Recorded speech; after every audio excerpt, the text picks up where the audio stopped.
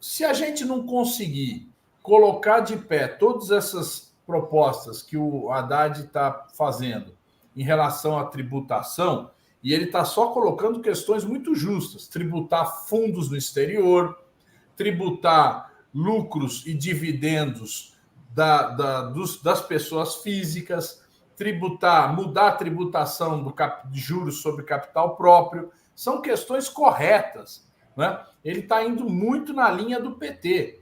Agora, isso tem que ser aprovado no Congresso e tem que ser efetivado.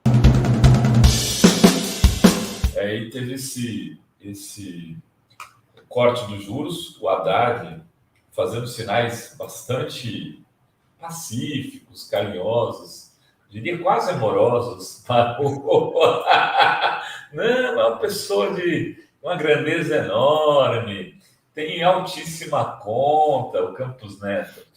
E ele sempre conversamos tecnicamente e tal, na coletiva, e isso pode estar mudando a relação do Banco Central com o governo, ou os sinais do Haddad são aquela coisa do good cop, né? O Lula faz o papel do bad e ele faz o do good. Eu não sei dizer se tem essa visão dele, não, mas o fato é o seguinte: o Campos Neto foi o voto decisivo para aumentar de 0,25 para 0,5 a redução, né? E isso talvez tenha emocionado o Haddad, né? Esse voto dele, porque a turma dele, os 4 outros dele, votaram para reduzir só 25. Foi 0,25, né? Foi combinado. Pois é, mas o fato é que esse é o placar, né? Se foi combinado ou não, é lógico que... Paulo Nogueira Batista teve ontem aqui, falou isso, em geral é combinado, para dar um sinal de que... Não, claro, mas eu estou dizendo, talvez isso tenha emocionado o Haddad. Né? Mesmo que seja uma combinação, né? E o fato... Agora, é absolutamente insuficiente, Rovai. Essa redução da taxa de juros é nada. Né? Nós continuamos tendo um juros real de praticamente 10%. Então, que economia que vai para frente com uma situação dessa? Uma situação onde você tem uma taxa de juros que inibe o investimento, uma taxa de juros que inibe o consumo, porque o consumidor ele não consegue fazer compras, né, com uma taxa de juros tão alta, então reduz. Os automóveis estão aí com uma venda bastante baixa, né? Nós temos o investimento do setor produtivo em máquinas também muito baixo. Então a gente precisa ter uma mudança nessa política, né? Não é mais possível isso. Agora, com o Campos Neto vai ser esse picadinho aí, a melhor das hipóteses, né? 0,5% a cada 2 meses. É muito pouco, muito pouco. Nós precisávamos de uma redução substancial na taxa de juros.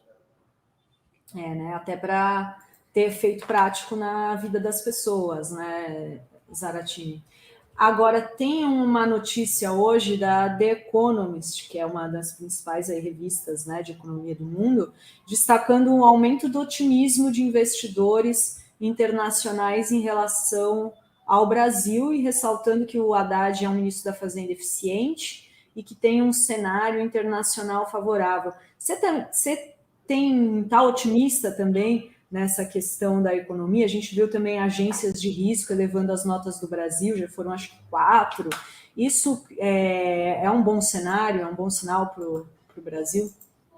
Não, olha, o Haddad tem feito uma política fiscal, né, uma política econômica bastante responsável, vamos dizer, e bastante conservadora também, né? Então, ele, por exemplo, na discussão do arcabouço, chamado arcabouço fiscal, eu não gosto dessa palavra, mas ele se comprometeu para o ano que vem com déficit zero. Né? O déficit zero significa um aumento enorme de arrecadação ou um corte nos gastos. Então, se a gente não conseguir colocar de pé todas essas propostas que o Haddad está fazendo em relação à tributação, e ele está só colocando questões muito justas: tributar fundos no exterior, tributar lucros e dividendos das pessoas físicas, mudar a tributação de juros sobre capital próprio. São questões corretas, né? Ele está indo muito na linha do PT. Agora, isso tem que ser aprovado no Congresso e tem que ser efetivado, né? Por exemplo, a questão do CARF, né? Ainda tem a votação no Senado, né? A questão, nós estamos votando, discutindo lá o próprio arcabouço, né? Só um dos pontos que ainda tem que ser votado é de quando a quando é feita a aferição da inflação. Então, o projeto da Câmara fala que é de julho de um ano a junho do outro. O projeto do Senado fala que é de novembro de um ano para dezembro do outro. Só essa mudança, nesse ano, dá 30 bilhões a mais ou a menos. Se ficar a proposta da Câmara, 30 bilhões a menos. Se vier a proposta do Senado, 30 bilhões a mais no limite que o governo pode gastar. Então, tem tantas variáveis que dependem do Congresso que a proposta econômica do Haddad depende do sucesso de tudo isso, né? Nós até estávamos discutindo na bancada. Essa questão do déficit zero, né, ela é muito arriscada e a gente talvez tenha que discutir um déficit um pouco mais realista, né? 0,5% do PIB ou 0,8% do PIB, para que, de fato, o governo possa efetivar aquilo que está no seu programa, retomar Minha Casa Minha Vida, aumentar investimento na educação, realizar o PAC. Agora, dia 11, deve ser anunciado o novo PAC, né? Quais são as obras, quais são as propostas que estão aí, né? Que o governo quer fazer investimento. Agora, tudo isso depende do quê? Recursos, né? Orçamento. Então, o orçamento tem que ser, na nossa modo de ver, um pouco mais realista, né? Mas nós vamos debater isso com o Haddad, vamos ter uma reunião da bancada com ele, vamos discutir, vamos trabalhar isso daí para, de fato, a gente ter as condições de retomar o crescimento econômico no Brasil e a geração de empregos, que é fundamental. Aí, para mudar esse déficit zero, você teria que ter uma nova votação no Congresso, porque você alteraria o arcabouço, não? Não, na verdade, o arcabouço não fala qual é o déficit. Tá. Na justificativa do arcabouço, no texto assim que acompanha, é que se fala no déficit zero. Agora nós vamos votar a LDO, a Lei de Diretrizes Orçamentárias. E é lá na LDO que você estipula as metas fiscais. Então, a Comissão do Orçamento vai começar a discutir, provavelmente na semana que vem, né? É uma discussão longa, não vai ser resolvido logo, né? Vai ser resolvido mais lá para frente.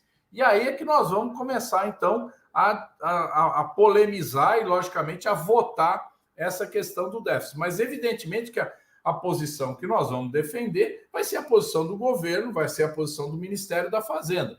Mas nós queremos debater melhor esse tema sobre qual vai ser o limite do déficit público para o ano que vem.